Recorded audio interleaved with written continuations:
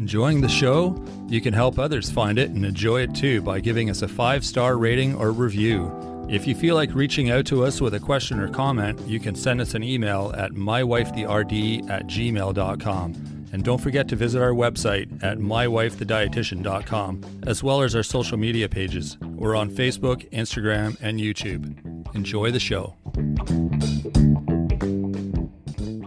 It's Robin Sander from My Wife the Dietitian, and this is Nutrition Nuggets. How does eating more food actually help to lose weight, Rob? Well, I kind of know that now, but, like 6 months ago, I would have had no clue because it doesn't make sense. It doesn't make sense. Well, it doesn't sound logical, put it that way. Right. Okay. Until you hear the explanation, and then it makes sense. But for most people who are trying to lose weight, the last thing they expect to hear is that they need to eat more food. Right. Right? They're like, what? Really? Eat more food? Well, I thought that was contributing to the problem, but no. And then you're going to explain all this so that we're all on the same page, right? Yeah, it depends on what you're eating. Oh, absolutely. Yeah.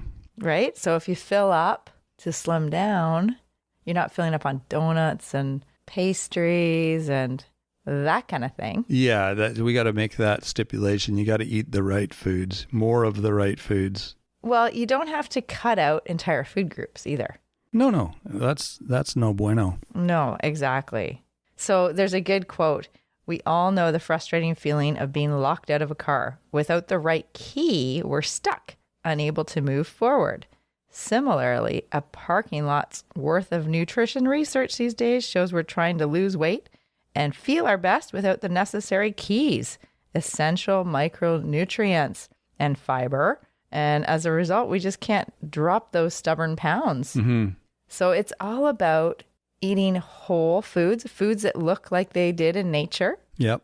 And having that balanced approach. So that plate, right? Mm-hmm.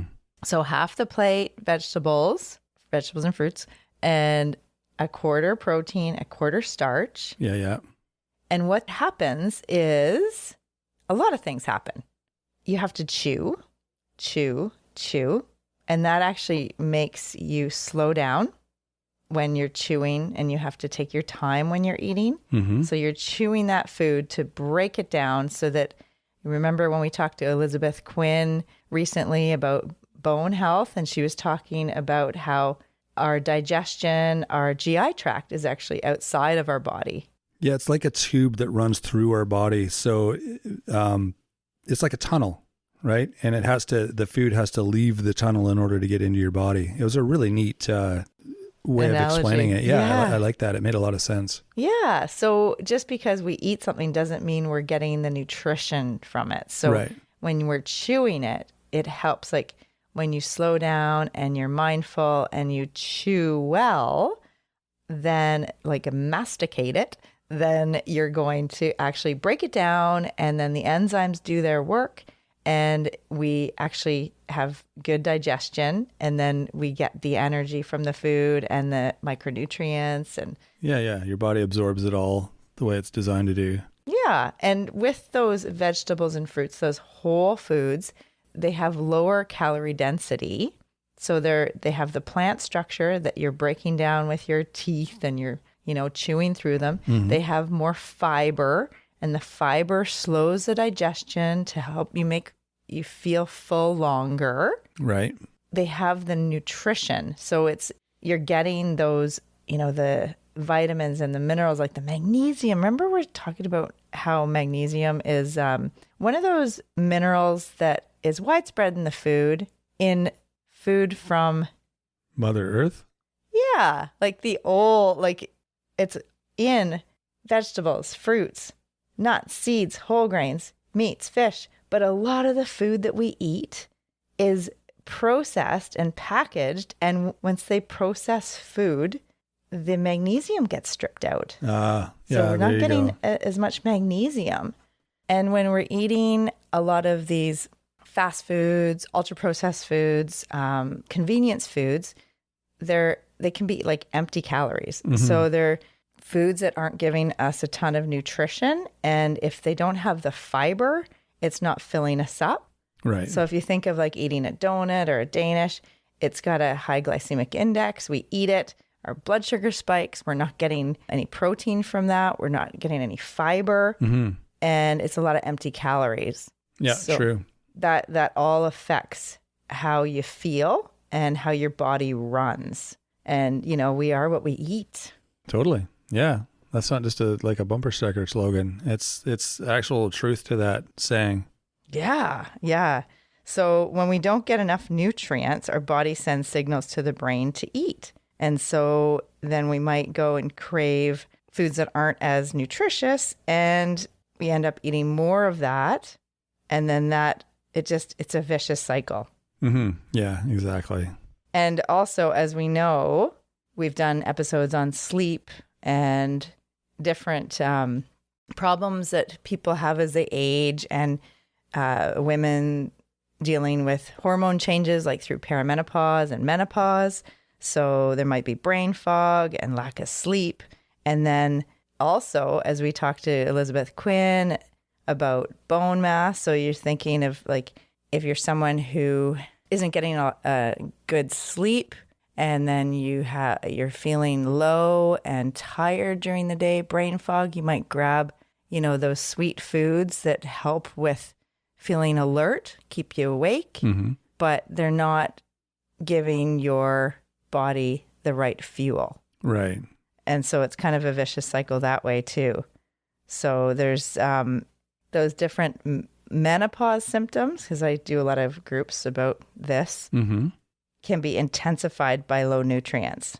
So the shortfalls in the diet of at least like many different nutrients, vitamins and minerals, are linked to worse menopause symptoms like hot flushes and poor sleep and insomnia. Crazy. So, yeah. And so eating more food actually helps you lose weight, because there's also a hormone. Like when you eat, your stomach expands and releases a hormone that tells your brain to stop eating. Okay. That's how you know you're full. Yeah. Because that hormone's released. Exactly. And that increases your satiety. Like it actually stretches your stomach, right? And then that helps you, like it takes 20 minutes, right, for the signal from your gut to your brain. Right. And if you're eating really fast, or if you're eating on the run, if you're not thinking about what you're doing, like while you're eating, like not mindful, then you can, when you're sitting there watching a show and you've got your hand in the Doritos bag. Yeah, exactly. You look down and they're gone because you weren't even paying attention. Yeah. You're just on autopilot. Yeah. Yeah. And the same thing happens too. If you eat really fast, your brain hasn't registered that you're full. And then so you're going back for seconds when really you don't really need it. And I know that because that's what happens to me a lot. Often if I'm at a buffet or something, the food's just so good and I just want to try everything. And I've probably had more than I need, but I'm still going back to try something else. And so, yeah, it can be dangerous. So when we eat whole, minimally processed foods, it can increase our satiety because our digestion's slowed down because of the fiber. Right. And it helps with balancing the blood sugar because the fiber helps to slow the blood sugar rise. Okay. And also, a lot of the vegetables and fruits have higher water content. So that gives us the natural water, and it helps our desire to, it kind of blunts the cravings, especially if we're feeding ourselves regularly. Because that's a big problem. As we were talking about with Elizabeth Quinn about you got to just eat enough. Like that's the problem with so many women, especially. They're watching their calorie intake. They're trying to reduce what they're eating, and then they're not getting the right nutrition. And it can really affect the cravings and the kind of loss of control around sweets and other tempting foods. Yeah, exactly.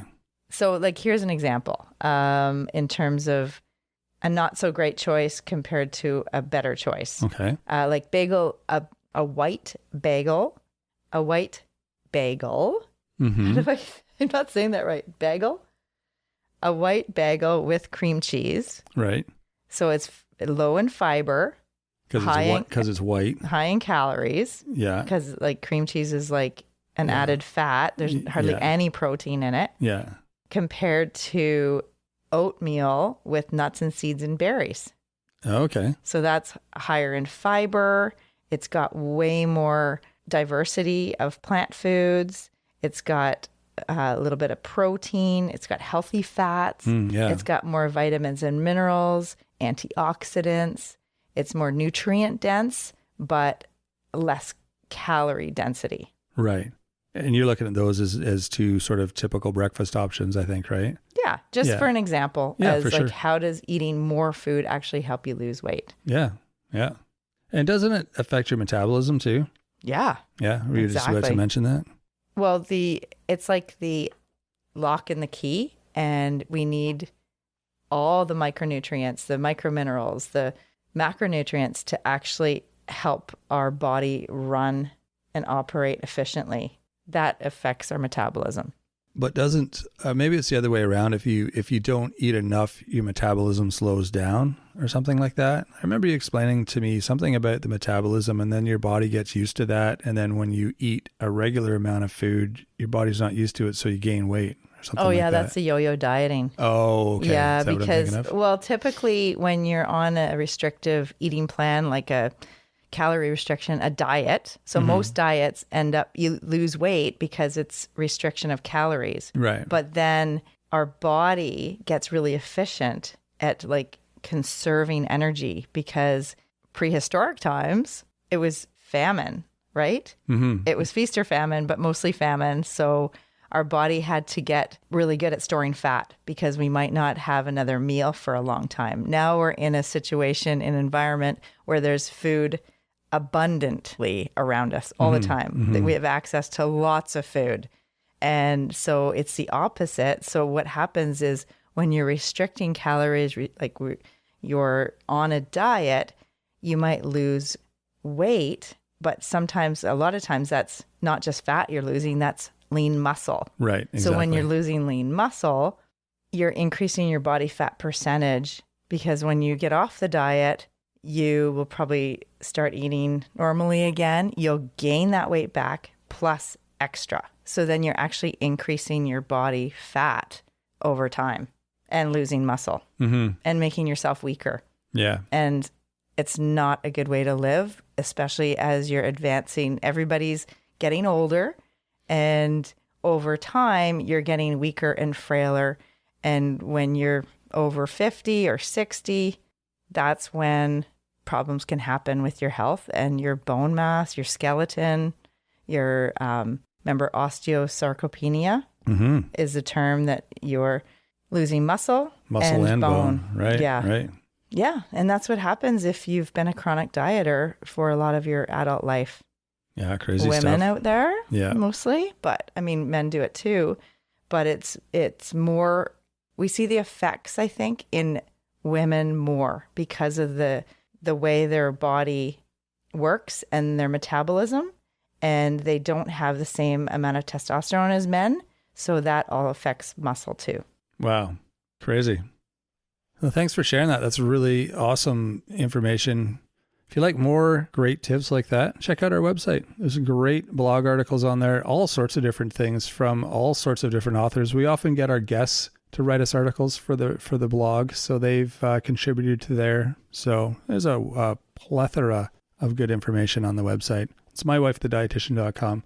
You can send us an email while you're there too. Say hi, give us your questions, anything you want to know, anything you want us to answer, talk about on the show. We're more than happy to do that. It's mywifetherd@gmail.com. You can sign up for our newsletter while you're there too. This is a weekly newsletter. It's free to join. There's lots of great tips and information there. You can also find us on Facebook, Instagram, and YouTube. Feel free to reach out to us there as well. Don't forget to rate and review the show. That's super helpful for us. Keeps things moving forward here. Also helps other people find the show.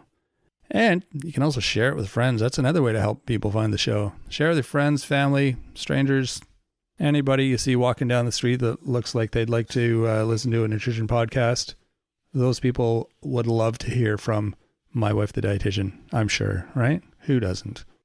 All right. Well, that is it for this week. We will be back next week with something fun and exciting. So in the meantime, have a great week, everyone. Thanks for joining us today on My Wife, the Dietitian. If you like what you heard, don't be shy. Leave us a comment or review, and be sure to share our podcast with your friends. If you'd like to hear more, hit that subscribe button. You can also follow us on our social media pages for updates, episode trailers, and other odds and ends. For more info and links on what we discussed on today's episode, check the show notes. We'll be back next week with another informative and fun-filled episode.